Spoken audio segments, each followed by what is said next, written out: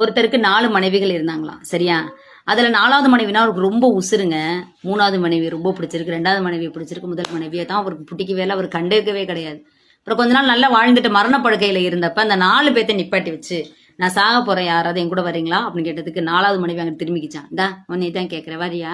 என் கூடயே வரியா அப்படின்னு கேட்டதுக்கு அதெல்லாம் வர முடியாது அப்படின்னு சொல்லி கோவமா சொல்லி வச்சான். உனக்கு தேவையான எல்லாத்தையும் பண்ணல, ட்ரெஸ் வாங்கி தந்தேன், துணிமணி எல்லாமே பண்ணல, வரமாட்டியா அப்படின்னு ரொம்ப சோகத்தோட 3வது மனைவி பார்த்தாராம். அதெல்லாம் நாளா வர முடியாது, என்கிட்ட இருந்து வாங்கி வாங்கி தானே உன்னோட 2வது மனைவிக்கு கொடுத்தேன், அங்க போய் கேளு அப்படின்ட்டு இன்னொரு ஆள் கூட ஓடி போயிடுச்சாங்க. 2வது மனைவியை கூப்பிட்டதுக்கு உன் கூட இருந்ததுக்கு சுடுகாடு வர வேணா வர்றோம், அதெல்லாம் முடியாது அப்படின்னு சொல்லி சொல்ல. முதல் மனைவி மட்டும் மெதுவா வந்து நான் வேணா வந்துடுறேங்க அப்படின்னதுக்கு ரொம்ப கஷ்டமாயிருச்சு. ஏன்னா முதல் மனைவி அவர் மதிக்கல, கண்டுக்கல, எதுவுமே செய்யலாம். ஆனா முதல் மனைவி கூட வரேன்னு சொல்லிடுச்சு. உண்மை என்ன தெரியுமா? எல்லா ஆண்களுக்குமே சரி 4 மனைவிகள் தான். முதல் மனைவி யாரு அப்படிங்கிறது இருக்கட்டும், 4வது மனைவி தான் உங்களுக்கு